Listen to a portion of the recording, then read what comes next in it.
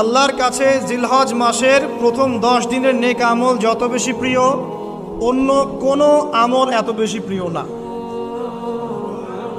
অন্য কোনো আমল এটা বুঝতে গিয়ে সাহাবায়ে কেরাম প্রশ্ন করছেন, ক্বালু, তারা বলছেন, ইয়া রাসূলুল্লাহ, হে আল্লাহর রাসূল, বলুন সাল্লাল্লাহু আলাইহি ওয়াসাল্লাম, ওয়ালাল জিহাদু ফি সাবিলিল্লাহ, আল্লাহর পথের জিহাদও কি নয়? আমরা তো জানি ইসলামের সর্বোচ্চ চূড়া হচ্ছে আল্লাহর পথের জিহাদ। তো নবী সাল্লাল্লাহু আলাইহি ওয়াসাল্লাম বলছেন, ওয়ালাল জিহাদু ফি সাবিলিল্লাহ, আল্লাহর পথের জিহাদও নয়,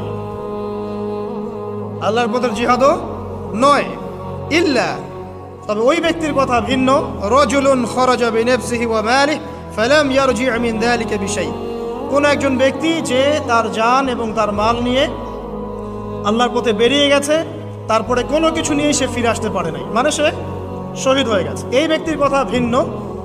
কিন্তু অন্য যে কোনো দিনের আমলের চাইতে এই 10 দিনের নেক আমল আল্লাহর কাছে সবচেয়ে বেশি প্রিয়। তাহলে আমরা বুঝতে পারলাম, আমরা যে 10 দিনে এখন বসবাস করছি, জিলহজ মাসের আজকে কয় তারিখ? 1 তারিখ। এই যে আল্লাহ পাক নিয়ামতের সাথে আমাদেরকে বাঁচিয়ে রেখেছেন, এই 10 দিন আমল করার সুযোগ দিয়েছেন, এই কৃতজ্ঞতা স্বীকার করে আমরা কিন্তু শেষ করতে পারবো না। পারবো না। প্রশ্ন হচ্ছে যে এই 10টা দিন আমরা কিভাবে কাজে লাগাতে পারি। আমি সেদিকেই যাবো ইনশাল্লাহ। তার আগে এই দিনগুলো সম্পর্কে আর কয়েকটা ফজিলতের হাদিস শুনিয়ে দিচ্ছি। তিরমিজি, ইবনে মাজাহ, মিশকাতের 128 পৃষ্ঠা একটা হাদিস এসেছে। আবু হুরায়রা রাদিয়াল্লাহু আনহু থেকে বর্ণিত, নবী করিম সাল্লাল্লাহু আলাইহি ওয়াসাল্লাম বলেছেন যে দিনসমূহের মধ্যে এমন কোনো দিন নাই, আল্লাহর দিনগুলোর মধ্যে এমন কোনো দিন নাই যেদিন ইবাদত করা আল্লাহর কাছে জিলহজের 10 দিনের ইবাদতের চেয়ে বেশি প্রিয়। কথা বুঝতে পারছেন? এরপরে নবী সাল্লাল্লাহু আলাইহি ওয়াসাল্লাম বলছেন, ইয়াদুলু সিয়ামু কুল্লি সিয়ামিন মিনহা বিসিয়ামি সানাতিন, এই 10 দিনের একটা সিয়াম বা একটা রোজা 1 বছর রোজা রাখার সমান। এই 10 দিনের একটা রোজা 1 বছর রোজা রাখার সমান। ওয়া কিয়ামু কুল্লি লাইলাতিন ফিহা বিকিয়ামি লাইলাতুল কদর, এবং এই 10 রাতের এক রাতের কিয়াম লাইলাতুল কদরের কিয়ামের সমান।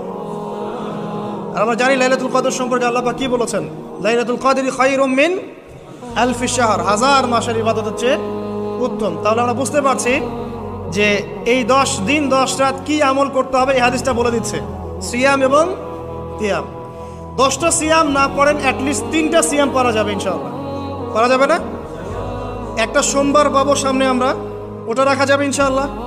একটা বৃহস্পতিবার পাবেন, সেটাও রাখা যাবে ইনশাআল্লাহ। আর আরাফার সিয়াম পাবেন ইনশাআল্লাহ। আরাফার সিয়াম রাখলে আগের 1 বছর, পরের 1 বছর, 2 বছরের গুনাহ মাফ হয়ে যাবে ইনশাআল্লাহ আযজা ওয়া জাল। আর কিয়াম সম্পর্কে আমি সামনে বলছি ইনশাআল্লাহ তাআলা।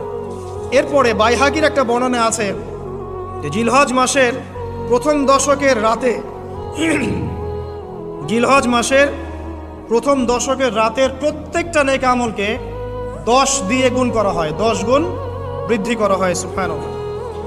আরও আছে বাইহাকি এবং ইসবাহানির বিশুদ্ধ সনদে হযরত আনাস বিন মালিক রাদিয়াল্লাহু আনহু থেকে বর্ণিত আছে, জিলহজ মাসের প্রথম দশকের প্রতিদিন 1000 দিনের সমান, মানে প্রতিদিনের আমল 1000 দিন আমলের সমান, এবং আরাফার দিনের মর্যাদা 10,000 দিনের সমান। আরাফার দিন যে ব্যক্তি ইবাদত করবে ইনশাআল্লাহ তাআলা, সে 10,000 দিন ইবাদতের নেকি পাবে ইনশাআল্লাহ আযজা ওয়া জাল। তো প্রথম কি করতে হবে সেটা এই হাদিস থেকে বলতে যাচ্ছে। হাদিসটা কি? উম্মে সালামা রাদিয়াল্লাহু আনহা থেকে বর্ণিত, নবী সাল্লাল্লাহু আলাইহি ওয়াসাল্লাম বলছেন যে জিলহজ মাসের চাঁদ যে ব্যক্তি দেখবে, সে যেন তার নখ এবং তার চুল এগুলো যেন আর না কাটে। চাঁদ দেখে ফেলেছেন, কুরবানি করা পর্যন্ত এখন চুল আর নখ যেন সে না কাটে। যদি না কাটেন তাহলে কি হবে? আপনি একটা পূর্ণাঙ্গ কুরবানির নেকি পাবেন ইনশাআল্লাহ। আর একটা কুরবানির নেকি কি জানেন? কুরবানির পশুর গায়ে যতগুলো লোমকূপ আছে ততগুলো নেকি আপনার আমলনামায় যুক্ত হবে ইনশাআল্লাহ আযজা ওয়া জাল। এগুলো হাদিস। এখন আমরা প্র্যাকটিক্যাল কিছু কথায় আসি যে কিভাবে